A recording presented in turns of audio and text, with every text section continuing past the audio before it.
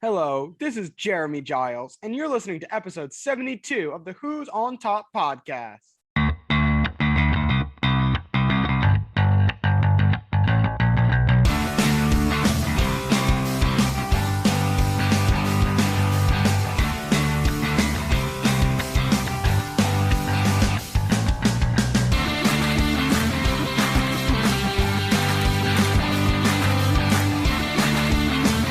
And as lovely Jeremy Giles just said, welcome to Who's on Top. This is episode 72. I'm your host, Ori. It is August 24th. Woo, has time been flying? 2021. And with us, we got three lovely analysts. Let's start off with the Russian machine, Tooth Master, Ellis Gordon. What's up, guys? Ellis, why are we calling you Tooth Master this week? I got my wisdom teeth removed on Monday, but the progress has been pretty good. My jaw still kind of hurts, though, a good amount. But other than that, I'm good. So, I mean, Ellis should be talking just as normal, fluttering Yeah, over his pretty words. much. Next, we got the exhausted fencing captain, Jeremy Giles. Hello, yes, at your service. I'm only slightly exhausted, don't worry about it. And finally, the Ithaca man himself, Daniel Fox and the black screen. What's up, guys? Let's talk some sports. Let's talk some sports. And with that, let's move on to the tip-off with Daniel Fox. All right, welcome to the tip-off. It's been 2 weeks since our last episode, the dog days of August. We're starting to pick out contenders from pretenders. And two teams that have caught fire at the exact right time are the Yankees and the Braves. Each met in a game yesterday after winning 9 in a row. I don't think that's happened in around maybe 100 years, I think I saw. But yeah, the Yankees have just caught fire. I think they're 17-4 since the All-Star break. The Braves have pulled away in the NL East, now 4.5 up on the Phillies. And some teams that are free-falling. The Oakland Athletics have lost 4 straight, 8 of their last 10. They're now a game and a half back from the wild card race. The Red Sox, they've been struggling in August. And so the Padres, everyone thought they were World Series contenders. They have lost 8 of their last 10. They are now out of the postseason race. They had just fired their pitching coach, Larry Rothschild. And, of course, the Baltimore Orioles have lost. Oh, and the New York Mets have also lost 8 of their last 10. They are now 2 games under 500. Just a disastrous season all around for the Mets. And the Baltimore Orioles have lost 18 straight games. They are 38-85. They are disgusting. And the highlight of the week, Oriole like this, Miguel Cabrera hitting his 500th career. 500, baby. No, it hasn't been the smoothest last half of his career or last 5 years or so for Miguel Cabrera. Dealt with injuries. Power's pretty much all gone. He can still hit around 270, 280, but he's not the player he once was. But it's good to see a guy. It's good to see him. He's coming up on 3,000 hits. It's good to see that milestone. Hats off to Miguel Cabrera.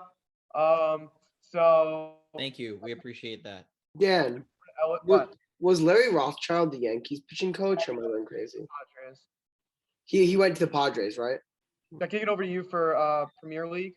So Summer League. I'll just go through quickly. All right, now over to Ellis for some Summer League action. Yeah, so the Kings beat the Celtics in the Summer League Finals game, but that's not that interesting because they're playing the rookies. Some standouts were Cade Cunningham had a great Summer League. Jalen Greed showed off his bucket prowess in Summer League, as well as Tyrese Maxey. I know he's a second year, not a rook, but he played 2 games and both averaged 26 points. Those were like the 3 big standouts from a scoring wise. Scotty Barnes showed off his proficiency at defense. Shooting still remains an issue.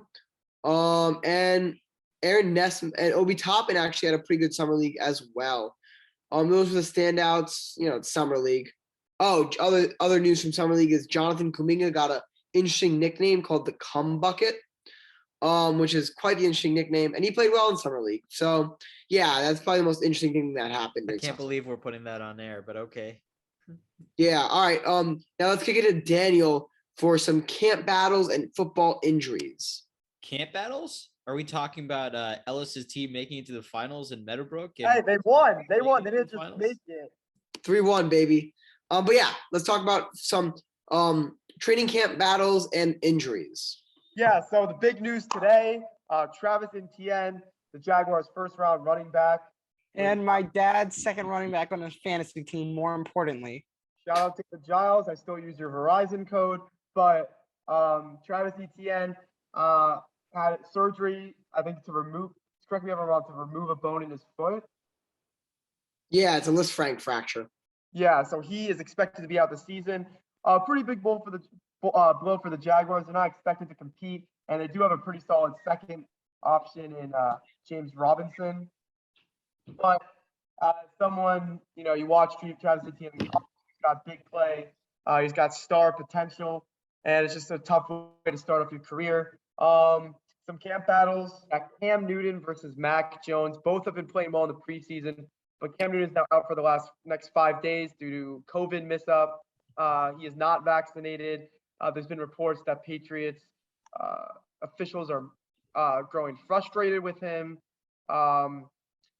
But yeah, so it looks like you wouldn't be surprised if either of them start week 1, to be honest. Mac Jones has been playing very well. We know he's not flashy, but he can get the job done like he has done all preseason. In the NFC South, looks like the job's going to go to Jameis Winston. He threw an absolute dot yesterday, a 50-yard touchdown to Marquez Callaway. And, people shit on Jameis Winston a lot, but there is, he's been an above-average starter every year. He's been every year in the league, except for the 30 touchdown, 30 pick interception. And there's way more potential. He's way more experienced than Taysom Hill. So I would be shocked if anybody other than Jameis Winston is starting for the Saints week 1. And then you got the 49ers and the Chargers. Trey Lance threw a touchdown on his very first drive. And that's a really exciting battle. I mean, Trey Lance, he only played 1 full season of college. Jimmy Garoppolo has experience. He just took them to the Super Bowl 2 years ago.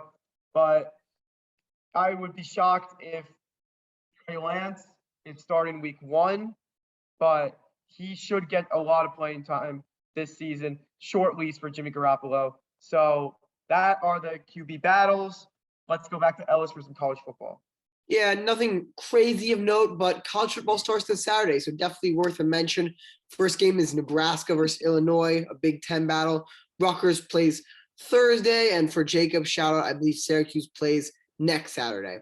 No really big game one except for except for Alabama, Miami, which happens also next Saturday. But yeah, excited to have college football back. Excited to see Rutgers' new improved team play. So that is the tip-off. Dan, back to you. That was the tip-off. Oh, wait, not quite yet, because we have one more, everyone's favorite segment where we let Jeremy run free and tell us about some nature thing or animal or whatever he's found in that beautiful curly-headed mind. So, Jeremy, what do you have for this week? And please don't make it stupid.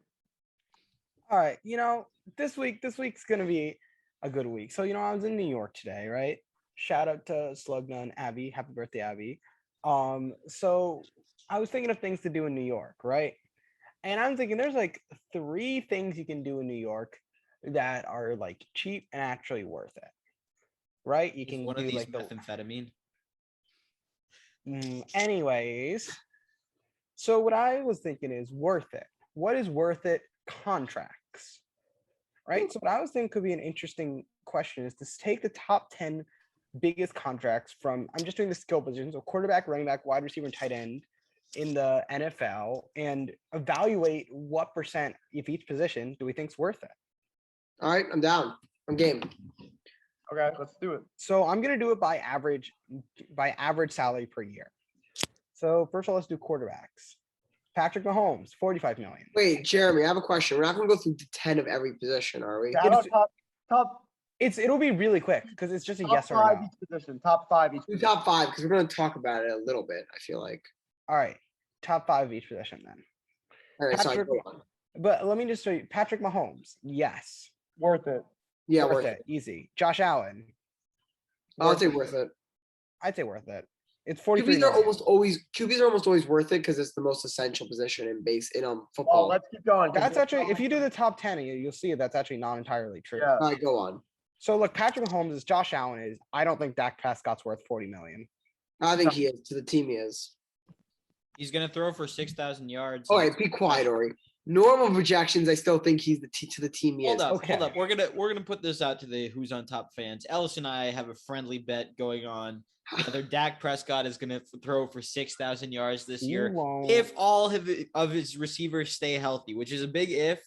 But if all of his receivers stay healthy, he can definitely throw for 6,000 yards. All right. Other than that utter Alright. nonsense, all I want to say is that, you know, Prescott, you show he's worth it because he was out for all last year, and look what the Cowboys did compared to when he was in. Anyway, All go. right, so But what that's about their top. defense? No, that's their defense's fault.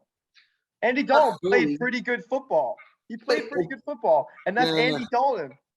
They I can will literally see- draft a first round or second round QB. Okay, we don't need Alright, to I'd debate say this. not worth it. Not worth Alright. it. All right. Well, overall said worth it, so worth it. So that's 3. Watson not worth it. We're moving on. Wilson worth it. I think pretty simple. How much Yeah. is Wilson making? 35 million. I think that's Yeah. easily worth it. Worth it. So that's top 4. So that's top 4 or 5 are worth it. But if you go down, golf not worth 33 million. Wait, we're paying 33 million for Goff. Yeah. Oh, That's why I got a wow. bunch of draft picks. Yeah. I think Rogers is worth 33 million. I know Dan probably Wait, Goff and disagrees. Rodgers are making the same amount of money this year. Yes. Yeah. Bro, That's what? Jared I'd Goff s- should be making so much more. I'd say Kirk is not worth 33 million. Sure. Not because he's gonna catch COVID, but like Yeah. And I don't think Carson Wentz is worth 32 million. No. No. So that's the thing that's interesting is we say all the QBs are worth it, but only Alright. 60% of the top 10 QBs were worth it. Sure, but 50%. Well, yeah. It's Top but ones top- are always worth it. The top ones on Mahomes and Josh Allen are worth whatever Yeah, I agree. 25%, 30% of your payroll. Yeah. Anyway, All right, next Yeah. running backs. McCaffrey, 16 million a year. I'd say worth sure, worth Worth it. yeah, that's worth it. Alvin, 15 million. it. Sure.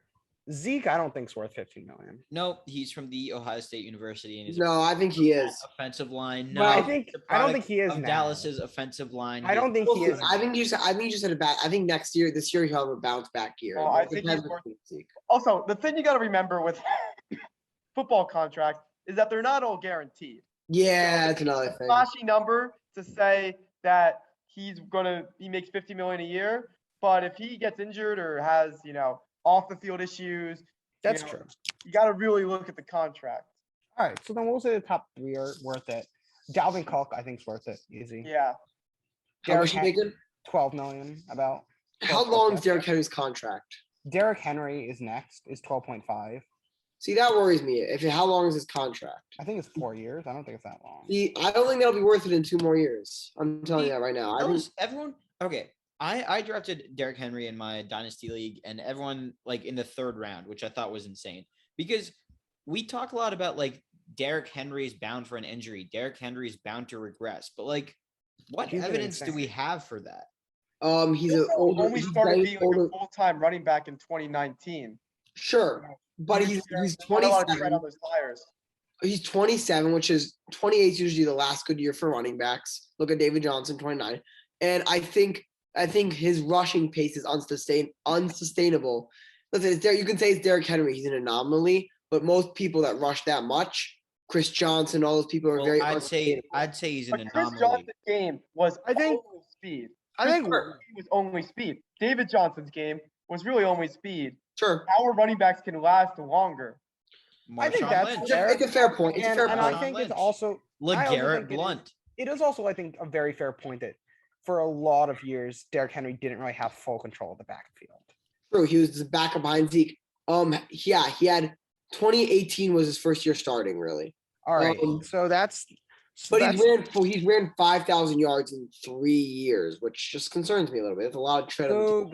that's top 5. Nick Chubb for 12 million. I think that's worth it. Yeah, that's where. Yeah, totally. Aaron Jones, 12 million. I think is worth it. See, Totally. this shows you there's good contracts. I mean, every single one of that you have listed, arguably the talks. Yeah, I'm just gonna go through the rest. But I'm then gonna just go through the again- rest of the. Again, me it's just go kind of through- hard to judge Jeremy because running backs are perennially underpaid. Like Yeah, well, they're that's what I'm saying. super Well, that's underpaid. why I think doing this is interesting. Yeah, I think because it's gonna I'd show- argue that Running all back, of I them- think people understand that running backs are the last piece. It's more important to pay the. But well, that's why I think we should go through the other ones because the next only one of the next three I think is worth it. Joe Mixon at 12 million, I don't think that's worth it. Nah, we'll see. He's very injury prone. Otherwise, I'd say it is. As of today, I'd say no. Sure. Melvin Gordon at 8, I don't think it's worth it. Not at all. He's gonna be split. And then Saquon at 7.7, I think that's worth That's it. We don't fair. need to talk about it. Yeah. So 8 of the 10 running backs are worth it. And let's just do receiver because it's taking a while. Okay. Sure. Go. Yeah, I do think it's interesting. So receiver D Hop at 27 million per year. Yeah. Yeah. Worth it. That's a lot. I don't think it is. I disagree. But then I who? think- How much is he making? 27 million. One, he's not the top wide receiver in football, so Sure. he He's shouldn't top, be making he's this. top 3 though. He's Definitely top top. third age. And if you're talking about his value to his team, the Cardinals could use some of that money to spend on defense, because they, actually make the playoffs next year All right. instead of Murray, spending all that Hail money. Murray, right? D Hop wins games. He won one game. No, he was good. He's won. He had a big. very good But year. 27 million. Do you think he's twice as valuable to the Cardinals? I know it's a bit of an unfair comparison as who was the top running back we talked about? Oh, as McCaffrey? You can't compare running backs and receivers though. Is he- Yeah, you can't compare different markets. I know, but I'm just it's something to think about. If It's we definitely- no, I deflate, It's a fair Danny, point. the thing is, what I would say here is if you deflate the income, right? So if it's like if D Hop is being paid like the top in his field, and McCaffrey is also being paid at the top of his field, I think they're both worth it for their teams. If that makes sense. There's Yeah. a difference between worth it and earning every dollar. All right, that's a fair It's point. worth it to That's pay true. DeAndre Hopkins over his value to keep him because what he brings to your team. But value-wise, like, you want to talk about baseball like WAR, like what percent of your team's value comes from DeAndre Hopkins compared to payroll, if you know what I'm saying. Yeah, Yeah. but I mean, it's hard to. That's why war Hard to isn't measure. that applicable in football, just because like there are so few games. But like, I understand what you're saying. All right. Well, let's say he is and move on. Okay. So it's DeAndre Hopkins at 1, Julio Jones at 22 million. No. No, I don't think he is. Yeah, that's he's That's old. like that's a very clear example of someone that's like past the point of regression. Because like D Hop was a top receiver last year. Julio, I mean, was, but the injuries have not warranted. To be honest, I think let's try to get through it. So Yeah, so we let's can go. get to the point. So right now we're having yes, no. Keenan Allen at 20 million. Worth it. I think that's worth it. Keenan Allen's great. Okay. We haven't Uh, gone to really the top guys yet. That's true. But a lot of them are young and on rookie contracts. You're talking about it. Yeah, yeah. Amari Cooper at 20 million. I think that not was worth it. not worth it. No, he's not. He's gonna be the receiver too, in my opinion. Who's Well, Yeah, who's gonna have this a better is- season, this Amari is a- Cooper or Keenan Allen? This is a really good. I think this is a really good example of like Danny, what you were talking about, Keenan the Allen. overall contribution to the team versus payroll. Because I'd argue that DeAndre Hopkins is like the number one and pretty much one of the only sources of offense other than Kyler Murray on the Cardinals. But Amari Cooper is being paid at a similar level to DeAndre Hopkins, and he's like number 2, maybe number 3, in some situations, the receiver on that team. So it's like, That's true. it's Okay. You're talking about I- total value. I agree with that. Don't need So Amari Cooper as much as the Cardinals need. I DeAndre. agree with that. So Yeah. not okay. So not worth it. All right. I think so. Michael Thomas at 19 million. I know he's been No. injured, but he set the reception record for. He set the record for receptions. I think he's got to be worth it. But that we're talking about 2 years ago. A lot can happen in 2 years. This year, he's not worth 19 million. All right, Ellis. yeah, he's not. Ori. It's really hard to see. Let's see what he does with Jameis. Like, I don't know. It's Okay, really hard. then not- This is All one right, we need to- then I really think he is, but I've been outvoted. Odell at 18 million. I don't think Not Odell- worth it. definitely not not. worth it. No. All right, Kenny Galladay at 18 million. This is gonna be a hard one. I think Kenny Galladay's talent is great, but that hamstring is so nerve. I don't think it's worth Yeah, I'm it. gonna go back to what I said before. I don't think he's worth by the value, but I think the Giants have to go and pay to get a Kenny Galladay. If that means I think they overpay a little, so be I it. think people are forgetting how talented Kenny Galladay is, but at the same time, they're forgetting it because he always comes down with a freaking hamstring injury. I'd say I'd say worth it, maybe. I think. All right, I'm gonna go not worth it because of the injury. Only Okay. because that. It was all Matthew Stafford. That wasn't Kenny Galladay. All right, be quiet. All right, Yeah. so we're doing not worth it then. Tyreek Hill at 18 I- million. Tyreek Hill's worth it. Forget that. It's not all Matthew Stafford. It was all the Lions receiving coach. That's what it was. That's true. All right, Kenny got Tyreek Hill's worth it at 18 million. I think that's Yes, pretty yes, clear. especially in the role that he plays in that team. Yeah. Allen Robinson at 18 million. I think he's worth it. I think it's worth it. Yeah. I mean, Yeah. if you look at the amount of cap, he has one of the highest. Like, oh, what's the stat? It's Robinson's that shouldn't- good. It's balls that shouldn't be catched, but are. I think he's the highest in the league. His Frankly, value to his team is as great as any receiver not named Devontae Adams. So I think Yeah, it's pretty agree, clear Fox. that Robinson's worth it, in right? fairness to him, though, he gets a lot more opportunities to catch bad balls than any other receiver That's out true. there. But Good point, anyway, Fox. I still think he's very good. yeah. And Tyler Lockett is 17 million. I don't think he's worth it. He's clearly No. the two. See, I think he was, but not anymore because he's past the hump. But I think last year and the 3 years before that, Tyler Lockett has some crazy. If you look at Tyler Lockett's stats, the last He's 2 years, really good. he's ridiculous. He's real. Yeah, he's I don't a think dependable he's- receiver. I don't think he's 17 million dollars. He's not I the think one. he on his- was. I think starting this year, I mean, he's Oh, he's only 28. Never mind. I take it back. I think he's worth it. I take it back. I think he's worth it, but that's a hot take. I say no. He's just number Alright. 2 on his team. I think it's fair. I don't even think he is number 2 on his team. I think they're tied, but yeah. Yeah, this is a case where if they were both paid similarly, sure.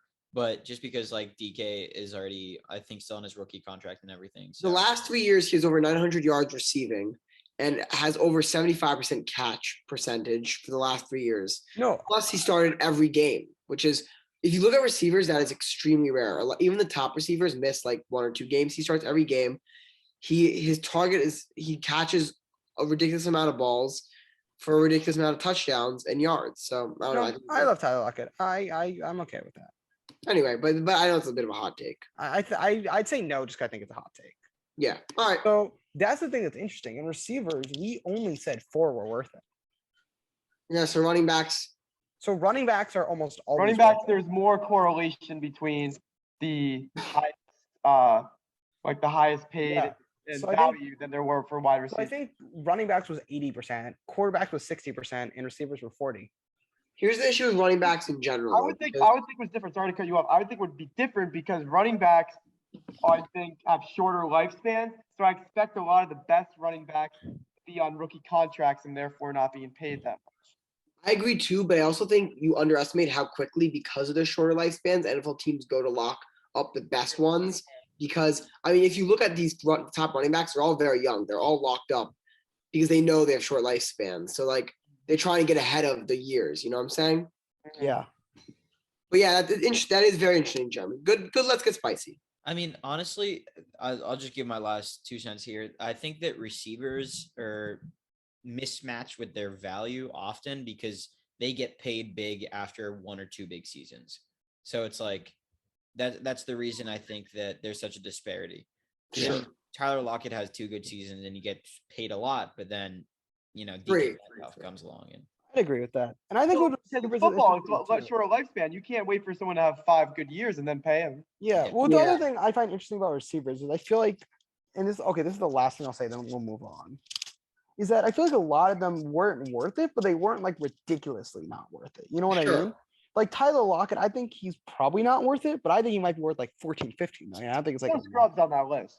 and The like same thing thing with like Kenny Galladay and like Michael Thomas. Like I think they're still worth a lot, maybe just not quite that The much. thing with QBs though is that you need a good QB. So like they reached on Jared Goff. Well, that's a reason because you don't get a first round pick QB that long. You need to lock up a good QB. So you're Yeah. going to run into more. You're going to be more reckless with your money and run into more pitfalls. That's kind of what makes also Tom Brady so great is he never requested that much money. Yeah, But true. most other non-Tom Brady people, you need to lock up your good QB. So you're going to say, is this guy good? Is this guy not? Well, I'm not taking the chance to give him to another team, so I'll lock him up and take the bad contract instead. Yeah, Alright. move on. Yeah, Ori, let's introduce our next meat of the podcast. all right, let's talk about the meat, the sausage, the beef. Fantasy football preview. Oh, this is Ellis's favorite segment. Thing he looks forward to all year. We just had 2 drafts with all of our friends. One just with the guys, one with the guys and the parents. So I'm sure we have a lot to say about our players and who we drafted. So let's start it off, as always, with the AFC East. Jeremy, you want to take this one away? All right, yeah, let's do it. Let's start off with the AFC East. So first off is Josh Allen. I think My it's fair- fantasy MVP, I predicted Ellis, 3 times in a row. Sorry. Ellis, you wanna talk about Josh Allen? Yeah, sure. Some may call me in tight fantasy circles a QB clairvoyant because I picked Patrick Mahomes breakout. I picked Lamar Jackson breakout, and then I turned around and picked the fantasy MVP for 3 times in a row in Josh Allen. Rather impressive, I know. But this year I'm not loving him. His stock's gone too high.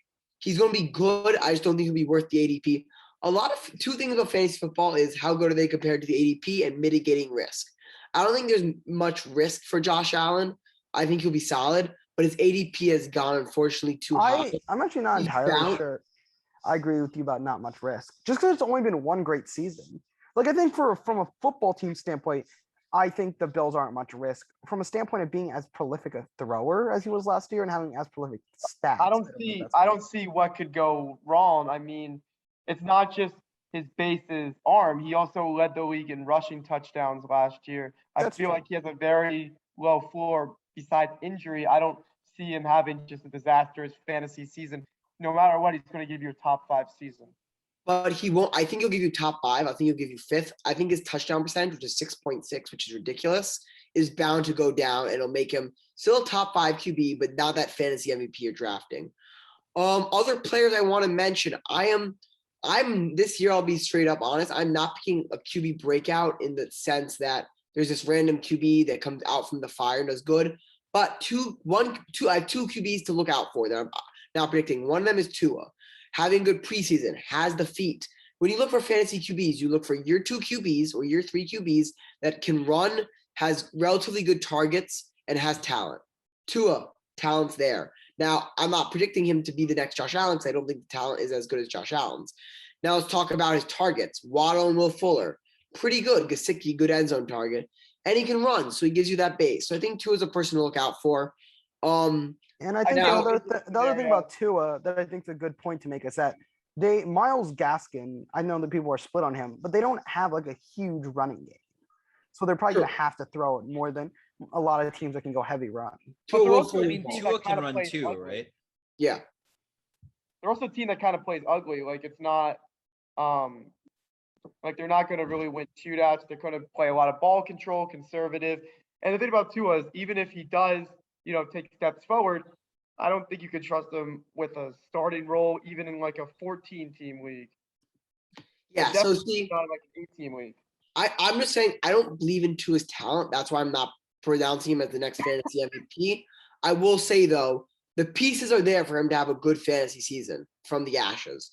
I just don't believe he's good enough to do that, like I believed with Josh Allen last year. I also think Josh Allen got Stephon Diggs last year. Tua got Waddle. They're not comparable, though I do like Waddle.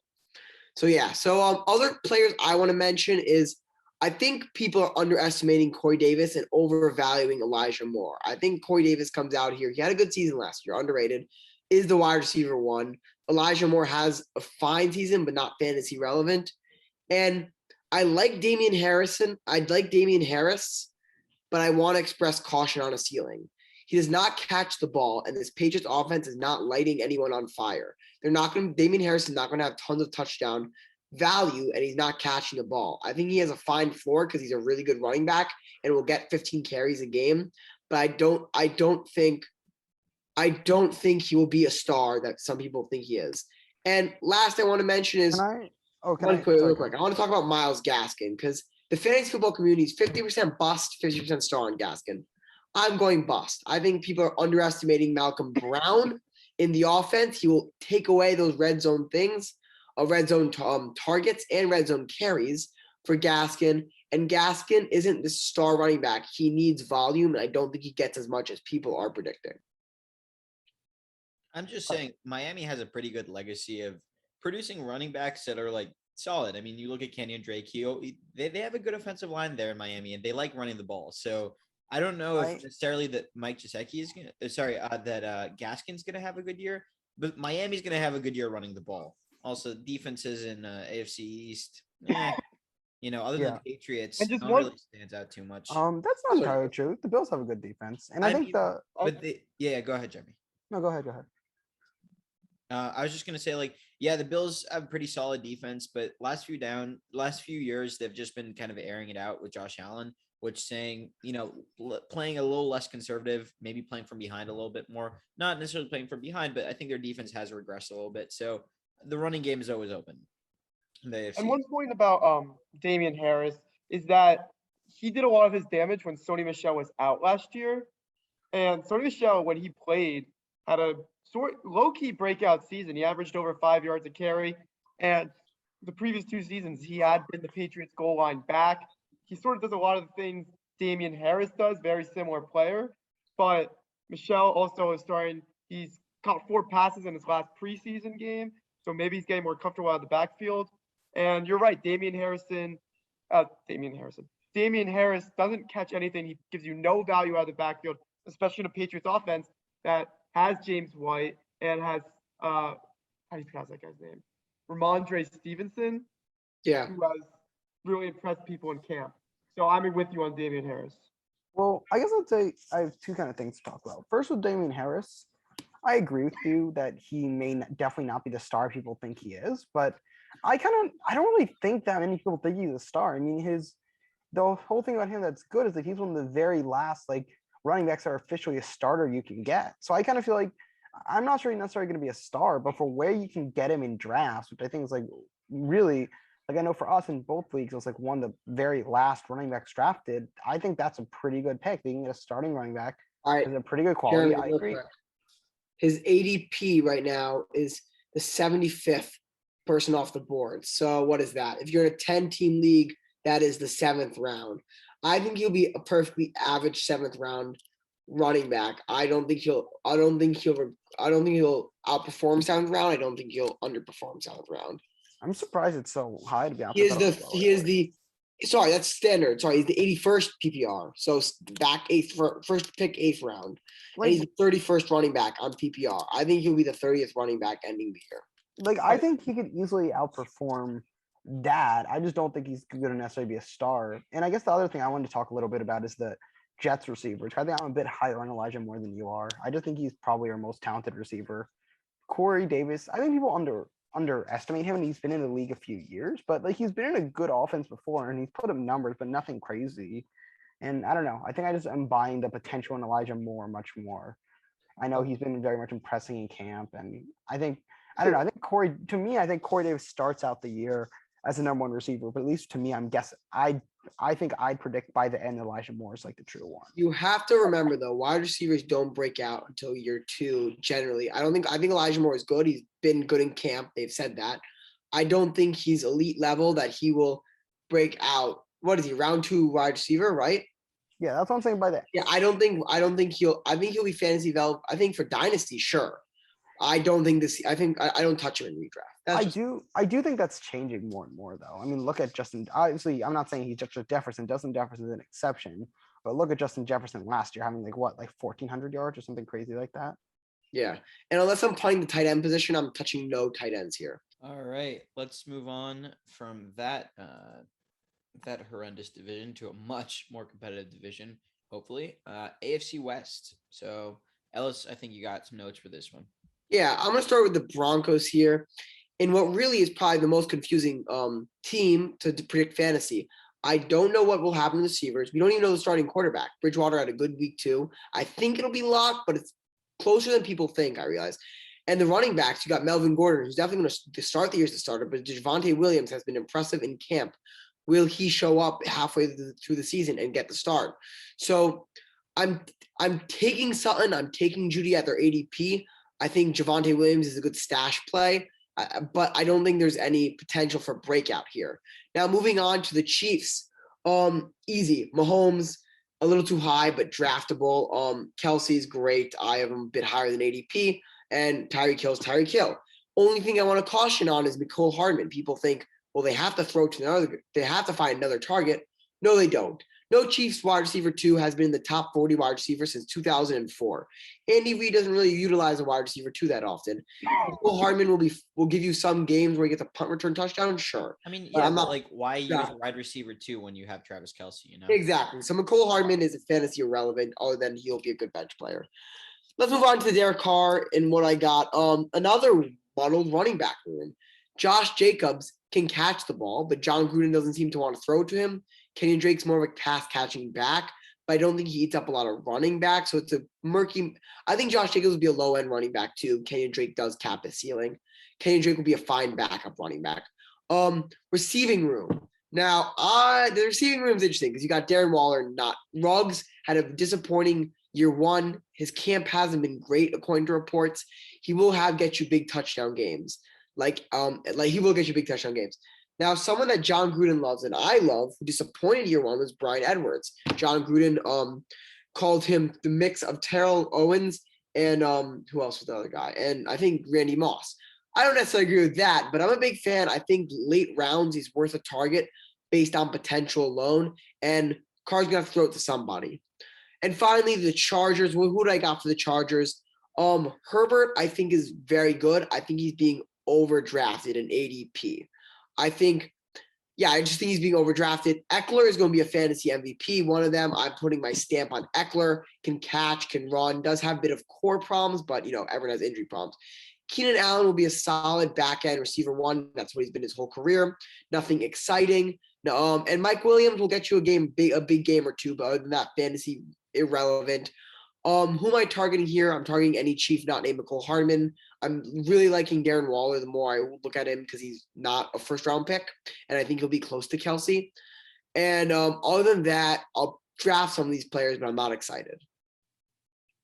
Yeah. I mean, I'm excited about Eckler. I think. I forgot about Eckler. I'm very excited. No. He's so impressive every year, and I mean, his work ethic is also insane. So if I could get him, I would. Unfortunately, I couldn't, but I think he's such a solid pick every year, especially with an emerging Justin Herbert.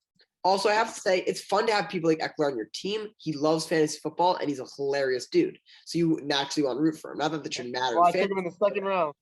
Good pick by me. I'm looking at the Raiders here because one, Derek Carr he's sort of a borderline fantasy starter. I mean, he actually I think he had a passer rating over 100, so he's a good player. Maybe not as good in fantasy as some other guys because he doesn't do everything with his legs. And then the two Alabama guys, Josh Jacobs and Henry Ruggs. Henry Ruggs totally got overshadowed by Justin Jefferson. He had more of a Jerry Jeudy type season. So what will he do in year 2? If you want to take a flyer on him late, I think that makes a lot of sense. And Josh Jacobs, I mean, he had a good season last year. He's been a good running back for them. And then you added Kenyon Drake. And Kenyon Drake's also a good running back. So it's unclear where the touches are going to go. And they have one of the best tight ends in football. So it's not just where you can pencil in like some of these teams. That's the running back. That's the wide receiver 1. This is who's going to get the ball. It's a little bit more uncertain than that. Yeah. I kind of agree with that. To be honest, I think for me, with the Raiders offense, outside of Darren Waller, I'd kind of stay away from this whole thing. Just because I think it can be really hard with how muddled everything is for anyone to live up to expectations.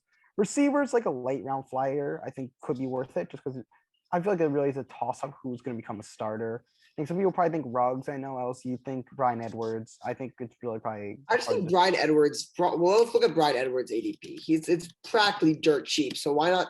Gruden clearly likes him. Why not take the shot? I think it's possible. The thing about Herbert, I mean, for me, I got him pretty high in Dynasty, which I think is good. It's different. Because he's going to be good for a while. But yeah, no, I kind of agree with you. I think talent-wise, Herbert's insane. I think in a 10-man. Sorry, real quick to interject. In a 10-man league, Herbert's Edwards is going undrafted, 19th round. So I mean, why not take the shot? I agree. And what I was gonna say about Herbert is that I think that his future is incredibly bright, and I do think he'll be a fantasy star at some point. I think it's hard to predict what year he'll jump to fantasy stardom. Like I think he'll be good next year, and I think he has a pretty high ceiling. But he's being drafted as like a top 5, top 6 quarterback right now, which I don't necessarily think is. I think it's closer to his ceiling than his floor.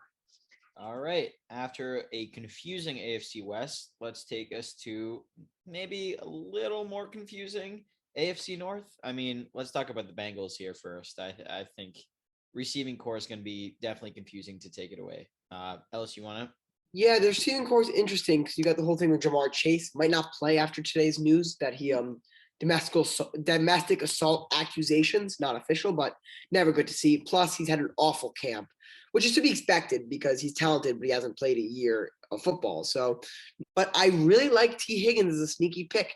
He had a surprisingly good year one. Him and Burrow, and with not good QBs. And I think Tyler Boyd's always a safe option to pick. So I like T. Higgins. And here's the problem: Jamar Chase is going 5th round. It's probably going to drop with the domestic assault accusation.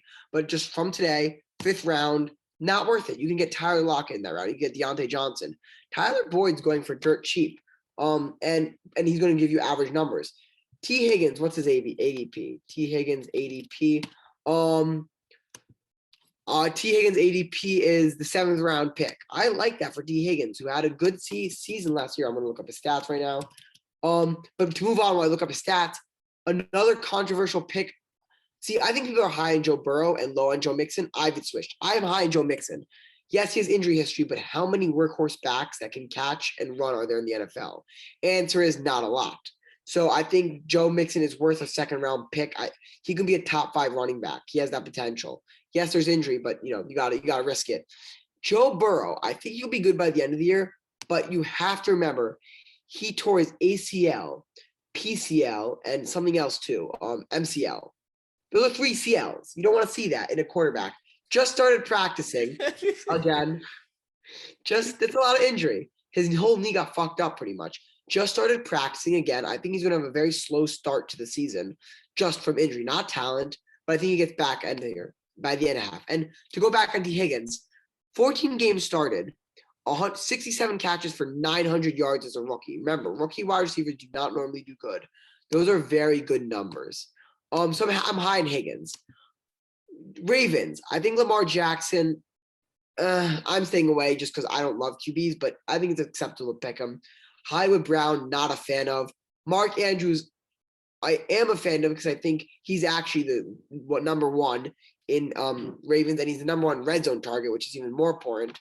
But someone I'm down on is J.K. Dobbins. He's going to catch the ball. He's going to run the ball, but so is Gus Edwards. On top of that, when they're in the red zone, Ravens running backs do not score many touchdowns because Lamar Jackson is there and he's ran for a good amount of touchdowns. So I think without the touchdowns and with Gus Edwards eating up his running back, I don't think he's worth a 3rd round pick, is which he's being drafted. He's being drafted top of the 3rd, bottom 3rd, around the 3rd pick. I don't think he's worth it. The Ravens are one of those teams which are very good at running, but don't seem to produce any good or consistent fantasy running backs. Very true. Yeah. That's one thing I always find kind of weird about the Ravens because I feel like they're always such a good team, but they don't produce that many. They just don't produce that many great fantasy starters, right? They never really have any big receivers. I mean, Lamar Jackson's awesome, and he probably will be awesome again this year. I'm guessing right around his ADP. I mean, right around where he's being drafted. But he's not like. But outside of him, they just aren't that. And Mark Andrews, who's good, they're just that consistent. Before the last 5 weeks of the season, in which Lamar Jackson was terrific, he was considered a bust. He was drafted as the QB1 and was playing as the QB13, not a QB. He was playing as the best QB2 drafted as the first QB in all of drafts. He redeemed himself and got up to QB7 in the last 5 weeks, it was great for the playoffs, but we can't forget weeks 1 through 11, he was bad. That is just no way of putting it. He was bad. But to be fair, you can't just take out his 5 of his best weeks. Like that's I'm just saying you just listen. You're always extrapolating data, but it just scares me when I'm drafting Lamar Jackson that pretty high. I'm gonna wait 1 second. For the Steelers. Browns. We're done with the rounds. Baker Mayfield, fine QB2. Otherwise, I don't find him that relevant. The running backs, I think Chubb's going to be great. I think Hunt's going to have his value. He's not going to be – he's the backup, but his ADP isn't that crazy high anyway. So I like them. And Odell, I think, is worth a shot, but he concerns me. I think it's worth a shot. What do you think of Jarvis Landry?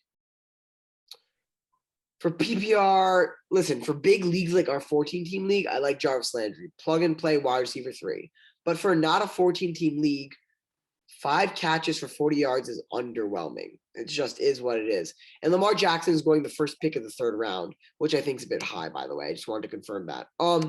So I think Jarvis Landry, if you're not in a big league, and it has to be PPR first off, is fantasy irrelevant.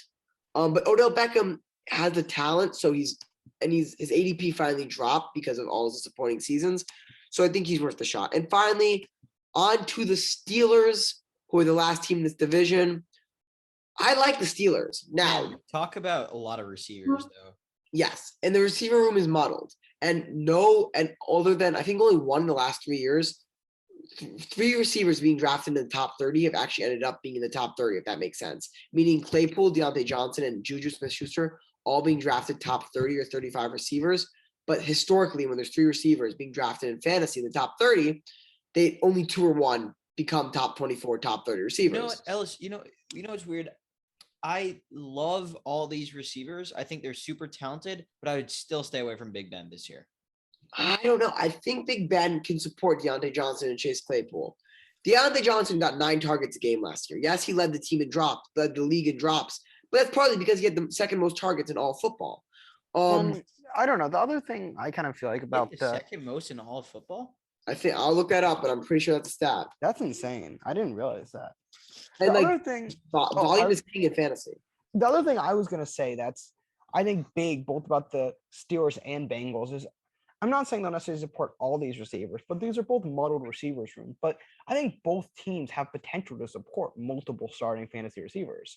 3 is always hard, but right, 2, both yes. have a lot too. I think each of the teams could easily support 2 though, because they have a lot of 3 receiver sets. They have a lot of they throw the ball a ton. So I could easily see both of You these know what's teams nice supporting about 2 receivers. But you know what's nice about Chase Claypool is why I like him actually this year is, unlike Deontay Johnson, he doesn't need a lot of targets. I'm out on Juju Smith-Schuster in this, but I'm in on Deontay Johnson, and I'm in on Chase Claypool because Chase Claypool does not need a lot of targets to be a fantasy impact. Now, Who's the number 1 in that room? in the receiver room, target-wise, I think it's Deontay Johnson, but play-wise, I think it's Chase Claypool. Juju Smith-Schuster, I think I'm out on. Now, running backs-wise, I'm actually a fan of Najee Harris. Yes, worst offensive line in football. But again, volume is king when it comes to fantasy football. And I think Najee Harris is talented. I think he runs the ball, he catches the ball, and I think he's going to get a lot. Mike Tomlin likes to utilize a cowbell running back. I think touches is king. I think he'll Cowbell running back. whatever. Touches is king. I think he will get his chance to shine. I would pick him. Let's see his ADP because I would pick him early 2nd round. Ellis, I completely disagree with you. I'm with here. Daniel on this. I completely disagree with you. I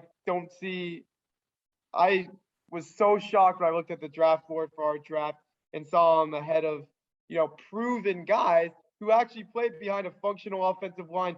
We've seen the Steelers. Last year, they're as pass heavy as any team in football. So to say he's going to get his touches, they might just abandon the run again with all these great wide receivers they have. To be honest. Oh, sorry, Dan, go ahead. No, you go. I would just say I'm actually really this makes me sad to say, but I'm total agreement with Dan. Yeah. No, I'm kidding. But honestly, it's I just think this line is really bad. I'm afraid it'll be like a Le'Veon Bell with the Jets type season. Even if Le'Veon Bell is great, it's just with no line, there's very little you can do as a running back. Right. And So Here's what I'll say. And I just think I agree Najee Harris is talented, and he was probably worthy of a late 1st round pick in the actual NFL draft. But to say this guy is going to come in his rookie season behind the worst offensive line in football to a pass-heavy offense with great wide receivers and a quarterback who's going to throw the ball and put up early 2nd round production, I think is absurd. I actually really agree with that. I It's have not even him being. I just gonna say it's not even him being a rookie. Because we very often see rookie running backs jump in and make a huge impact. It's the fact that he's running behind a terrible line. I think he's going to create things that James Conner couldn't even average 4 yards of carries. I think he's better than James Conner. I have a question though. So he's being drafted the 10th best player in fantasy right now. So sir. Who do you draft? Antonio Gibson or Najee Harris? Antonio Gibson. Gibson, without a doubt. Eckler or Harris? I think Eckler. Eckler. So I have him right now ahead of Gibson personally under I have Eckler over him under Gibson. And I have him actually over. Ooh, I'm gonna say this. I have him over Jonathan Taylor, I think. But I think that's the ridiculous. football I think team's that's ridiculous. offense actually revolves around Antonio Gibson. The But Steelers no, don't but it use- doesn't because J.D. McKissick last year was the third most targeted running back in the NFL. So I think Gibson does not get the targets he needs. That I think Harris ends the season with more targets than Antonio Gibson. How many catches did Antonio Gibson have last year? I think 34. 36. And how many carries? I don't know, but how many? 170, almost averaging 5 yards a carry. How much did That's JD like that's a solid workhorse back. Sure, but how many? But J.D. McKissick, look at J.D. McKissick last year. Oh, 80 catches. Just because they have a third round back doesn't mean Antonio Gibson isn't valuable. No, But then, Ellis, I the think thing he's is- valuable. Ellis, I the think thing is, Najee Harris is more Antonio, valuable. J.D. McKissick caught 80 passes, right? And Antonio Gibson still almost caught 40 balls. But I don't think that's going to change. I don't think that's going to change. But I don't think Gibson. My catches point is, over 40 balls. you think Najee Harris has any room for catches with Juju Smith? Like, Yeah, I do actually. I think they utilize. I think he actually does. I think he does. I just don't think he's going to be able to run very well. Like, I guess to me is that, look, even if Gibson just catches 40 balls, other than that, he's the workhorse. All right, so the wait, I want to workhorse- keep it going. Well, I'm Wait, just real saying, if quick. Gibson's the workhorse back with 40 balls, that's really good to me. Like, So that's a do you lot see- of fancy points. Do you see Joe Mixon being better than Najee Harris? I want to see where you place Najee Harris. Who do you draft? Honestly, Joe Mixon or Najee Harris? Honestly, I'm curious. I think Najee Harris because of health reasons for Joe Mixon. But if health is not a factor, I think All Joe right, Mixon will. Clyde Edwards-Helaire or Najee Harris? I don't know. All right, so you have Najee Harris as your 15th, 14th best running back, right next to Clyde Edwards-Helaire. I think that's about right for me. Yeah. See, I have him right at ADP. I have him at 10. I have at 11. I have him at 11, so one under. I think Eckler's better than him. So I have him right above Gibson, right under Eckler.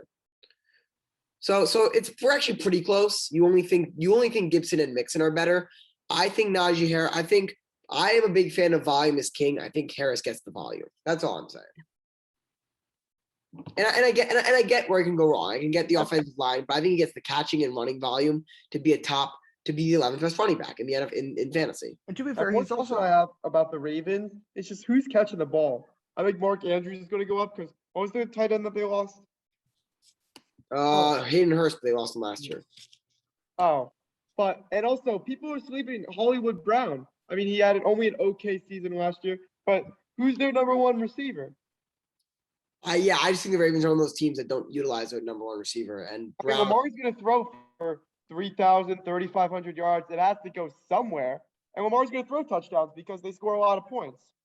I'm staying away from I'm Hollywood just, Brown. I'm But just it's wondering who's going to go to. Someone needs to catch the ball. it's just even in the Lamar's Ravens MVP, are like the Patriots, as in they're very hard to predict who does consistently well. This in is them. I'm also talking like- about with the Brady years. Like what I'm just imagining, like even in Lamar Jackson's MVP season, they didn't really have a fantasy relevant receiver.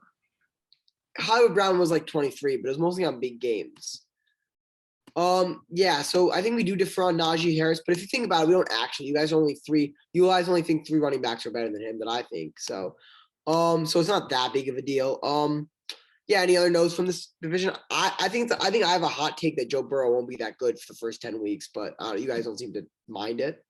No, that's fair. I think that's Fair. yeah. So I a don't. lot to come off an ACL.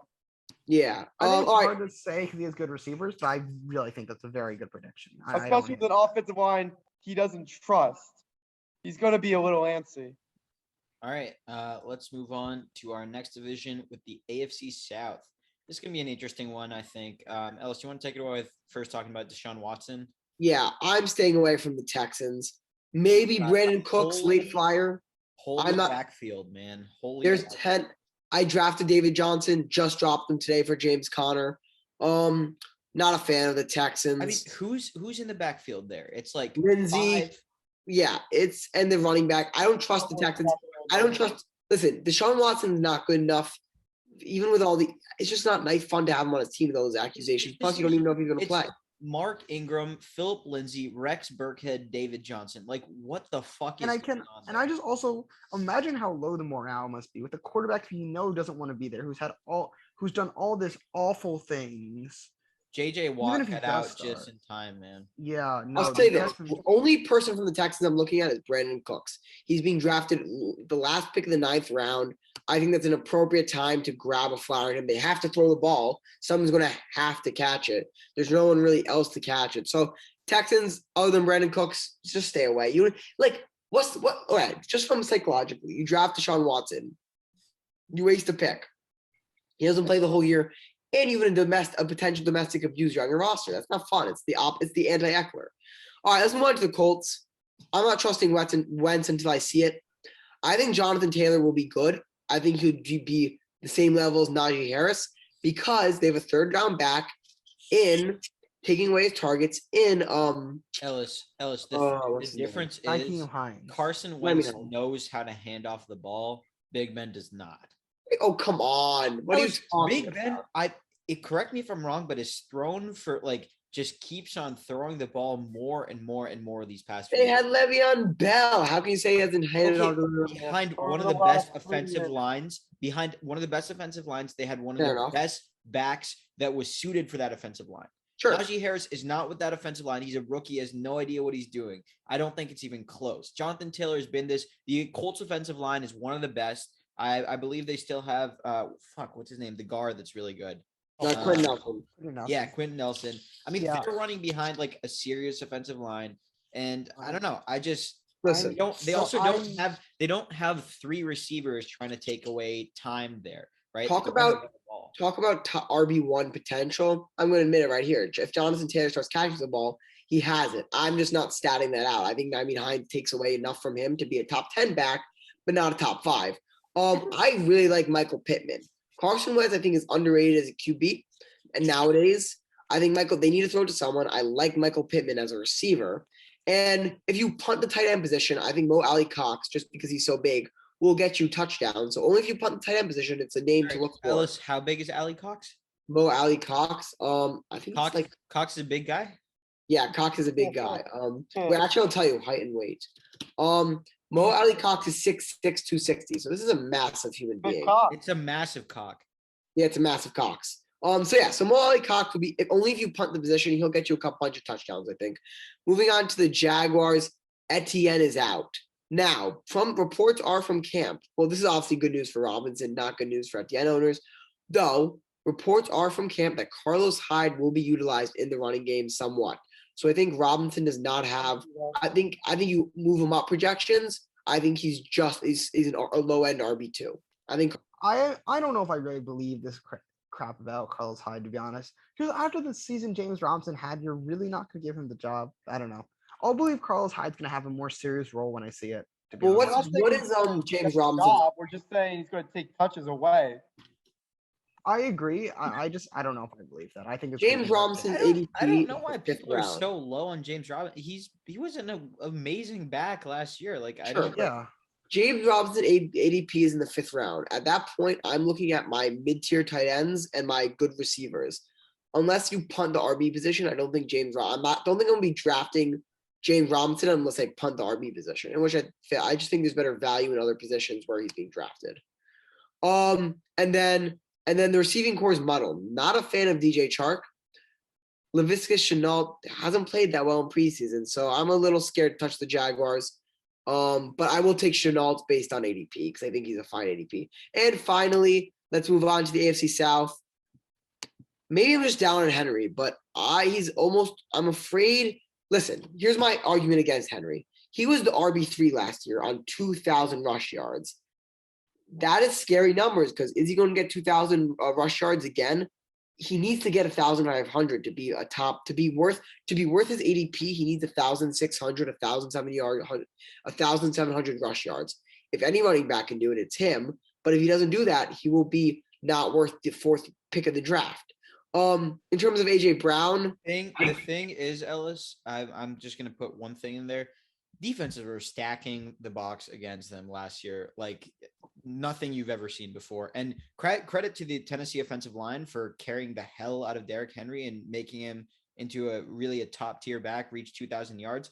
But Julio Jones is there, and I know he's old, but he's good. Like teams are not going to be stacking the box like that anymore. Fair. Especially because Ryan Tannehill has emerged as like borderline top 10 quarterback. So like, My I issue just is think, yeah, go my ahead. issue is with Derrick Henry is he doesn't catch the ball. So he's been doing, and he is an anomaly because despite not catching the ball, he's been putting elite numbers on the field. But if he just puts up almost elite numbers, he will be not worth the draft pick. So it depends on what Is you he think. worth Derrick. the third We just- round though? You don't really know. Yes. You know, they lost Corey Davis and they lost Johnny Smith, and you added in Julio Jones. It's hard to know what their offense is going to look like and whether you can depend on a guy as great as Derrick Henry is to get you what you said, 1,700 yards. That said, I'm all in on Brown and Jones. I think Jones is going. I don't think Jones will be great, but I think his ADP isn't that high. And I'm a big fan of Brown, even though he does have an injury right now, which is scary to the shoulder. And I'm even more in on Ryan Tannehill. He is my third favorite QB this year in fantasy. I think he'll put up good numbers. He doesn't run, which I don't love. And I don't think he'll be a fantasy MVP, but for where he's going, he's great. So those are my notes on AFC South, if anyone wants to talk about some other stuff. I think the Colts wide receiver situation is interesting. Just like similar to what I said with the Ravens. I mean, someone needs to catch the ball. You know, it's a lot of Jonathan Taylor. And, you know, Pittman played well down the stretch last season. But really, who else is there? T.Y. Hilton, he's not a number one or really a number two anymore. No, I think I like Pittman. So that, you know, in an offense that we expect to score some points with a quarterback who, was going to lead the league in touchdowns a couple years back and has great potential, I think that makes Michael Pittman a really intriguing option. Yeah.